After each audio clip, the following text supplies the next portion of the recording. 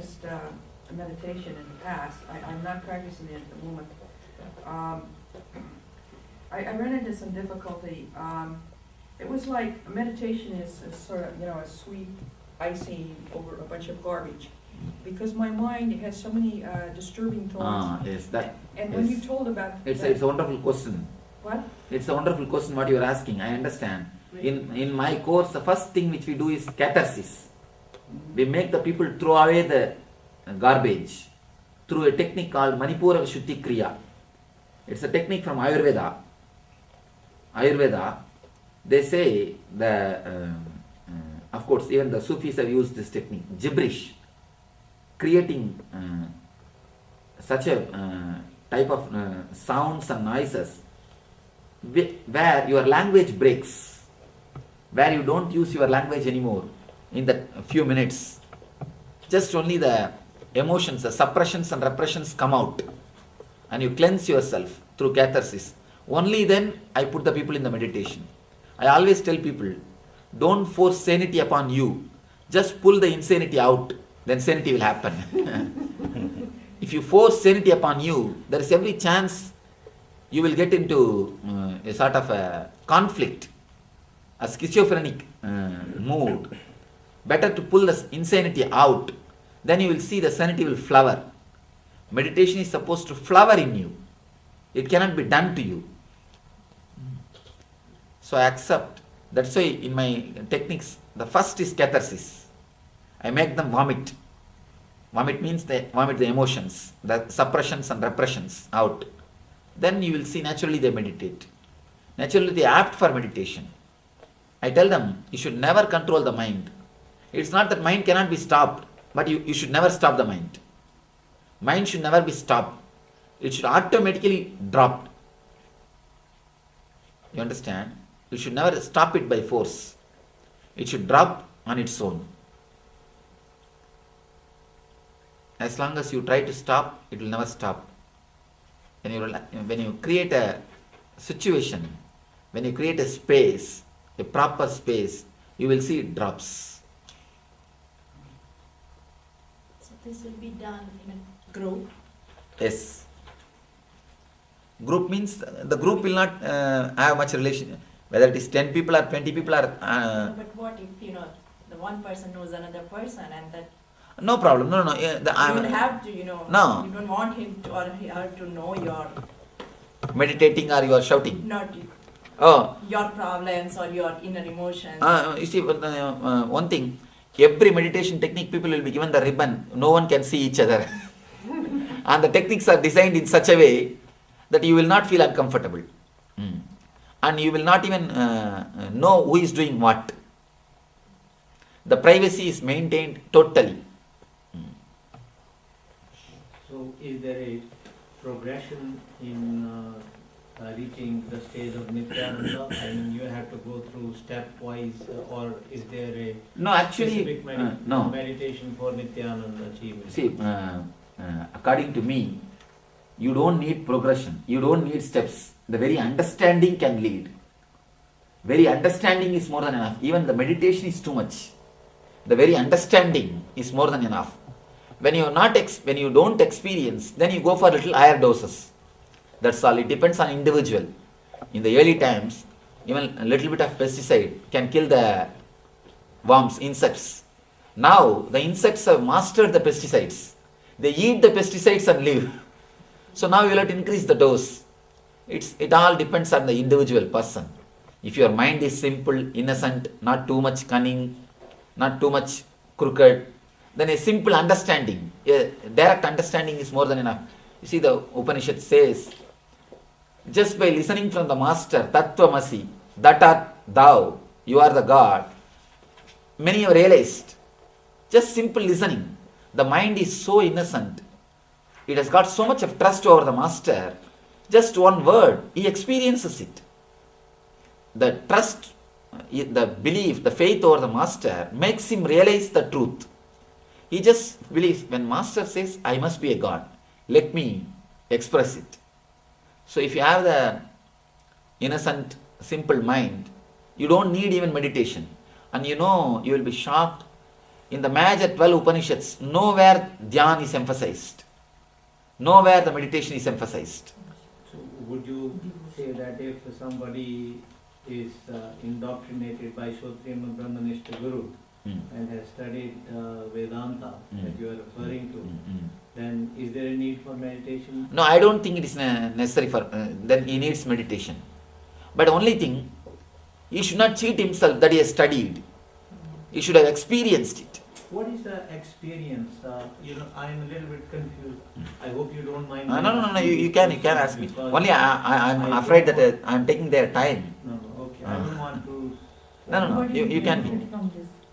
You see, one thing, anybody who is supposed to leave in their time, and if you have appointments, you are... I didn't want to waste anybody. What I am saying is that people who have, say, studied what we are referring to as self-realization, as Gurudev Yogananda Paramahansa has outlined, and you study it, then what is there a different kind of meditation, or just meditation as No, actually, he prescribes? there are hundreds of techniques. Right. There are hundreds of techniques.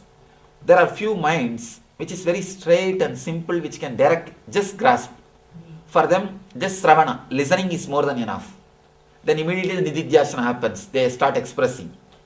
For some people, it takes a little more time. So for them, we will have to, she said that I feel there are a lot of garbage inside. So how can I do anything? So for this type of mental structure, first we will have to make them throw away their suppressions. The question I wanted to ask you, if you forgive me for belaboring it. No. The question is, there is a little confusion in my mind over this thing. Like the meditation teachers say that you meditate, and in the meditation state you are one with the consciousness, which is the Brahman, which we all know is the inner bliss, Satchidanand Atman Swarup. And then the Vedant gurus, they say that you cannot experience it because experiential knowledge is all predicated on the intelligence, and because it is in itself Anubhav Sarup, that its experience is everything. At this point, I am not clear that I obviously, after having listened to a lot of grandmasters, have come to this conclusion that my meditation is based upon the concentration of the fact that I am the Brahman. You see, let you understand, the cognitive shift, when I say the word cognitive shift, if you have a deep, clear conviction, even at the difficult times, in your heart of heart, you know whether you have the conviction or not. If you have the deep conviction, then you can be sure you have experienced. Whether you experienced or not, you have experienced. Because there are two moments of experience, moments of not experiencing. When you have two, only then you can understand whether you experienced or not. There are few people who have experienced, they don't have the moments in which they have not experienced. It's like a mind and no mind.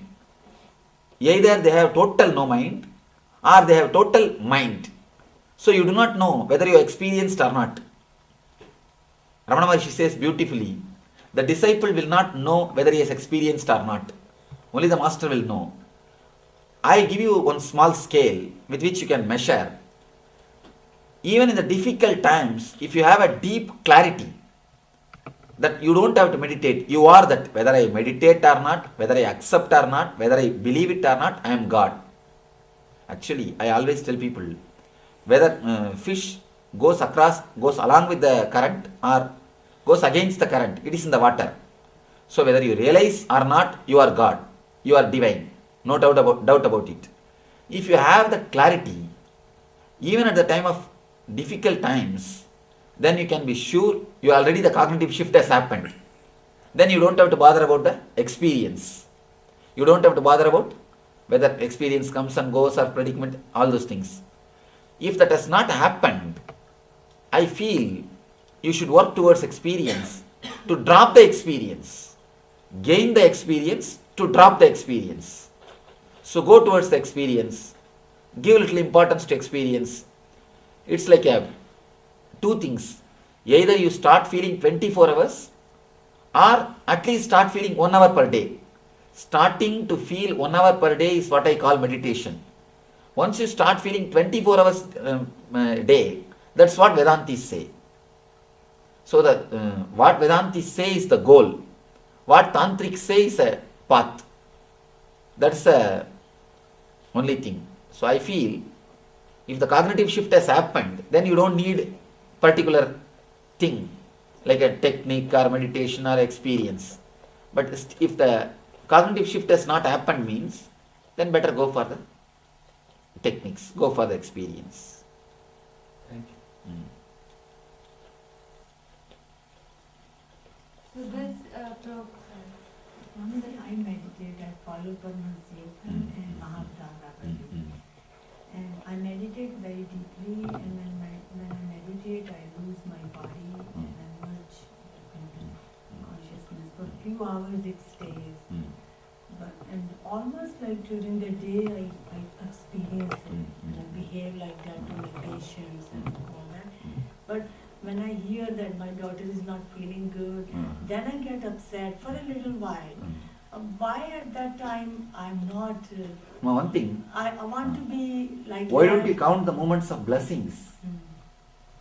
Why don't you count the moments of blessings? That's what I do. Even this is a great achievement. I'm so glad I met you. And that's one thing, ma. Even this is a great achievement. The achievement, having the glimpses, two things. The traffic time and the gap time. We always count the traffic time. We forget the gap time. The gap time is such a wonderful thing. Even few minutes of gap is a big experience, ma. Nothing wrong. The problem is, why again traffic starts, When you try to hold the gap, traffic starts. When you try to grab the bliss, then problem starts. You are in bliss because you don't hold anything. When you try to hold the bliss, then you create a boundary. As long as you don't try to hold the bliss will stay with you. Bliss means choicelessness. When you choose bliss, then you destroy the bliss. Any bliss is choicelessness. As long as you are in choicelessness, you are in bliss. When you try to choose the bliss, then you destroy the bliss. The very choosing bliss destroys bliss. Just relax. Actually, when you put your hands in the river, if you keep your hands open, the river will be there in your hand. When you try to close your hands and catch the river, you will have only empty hands. So, never try to hold the pleasure, hold that bliss. Never try to hold that bliss. When bliss comes, whenever the bliss happens, you will get the first thought, the fear. Oh, how long it is going to stay, I don't know. When it is going to disappear. When that fear comes, just say, if it disappears, let it disappear. If it is there, I will enjoy. That thought only creates the disturbance. That thought only destroys the bliss. So never allow that thought to work. Tell, if it is, as long as it is there, I will enjoy. When it is not there, okay, let it go away. It's all right. Then you will see. That thought which creates disturbance will lose its base, will lose its capacity. Then you will see, continuously you are in bliss. When you drop the choices, you are in bliss. A key to happiness is try not to attain anything. But then, trying to not attain anything is also a try. That is what I am telling, ma. The basic idea life is suffering is wrong. Really? Surely. Life is suffering is given by the people who have done research on patients, not on Buddhas. But life is suffering. That's what I feel. Every person in this world has problems, and there is death, there is hunger, Of there course, is killing. you see, there is problems, but life is not suffering. There is problems and there is bliss also. There is joyful moments. have lost my father, my dad at early age. My sister is a breast cancer patient. Myself has a, pituitary tumor. So life is suffering. Oh, all right. Only 3 problems you told. Can I list out 30 things at least which you have as a benefit, as a joy, a reason to enjoy? I have so If many. you have 3 reasons to suffer, at least 30 reasons to enjoy, ma. You are breathing, still you are alive. That's true. That is enough to celebrate, ma. First, the idea life is suffering is not the right idea. As long as you have the idea life is suffering, even your relaxation will make you fall only into suffering. If you say the ground is suffering, if you relax, you will fall only into the suffering. If you say the life is bliss, even if you relax, you will fall into bliss. So the basic idea only decides. If you say life is suffering, you have to start flying. If you say life is bliss, you can relax. And based on the first idea only, I can give the technique one. If you say life is suffering, I have to tell you, oh, fly, go up, do this type of techniques. If you say life is bliss, I tell relax, lie down, just be lazy, fall. So the first idea, first thought, that creates the method, that creates the technique in which you are supposed to travel. No, I believe that life is beautiful too. Life is beautiful when I accept that life is suffering. That's So the basic idea is life is suffering, according to you. Then you have to go for and if intense. I accept this, then I'm fine. Then I enjoy my life. Then accept that and enjoy, that's all over. It means what? You enjoy the suffering. Enjoy that, nothing wrong. That's all. Okay. Thank you. Let you be in bliss. You have to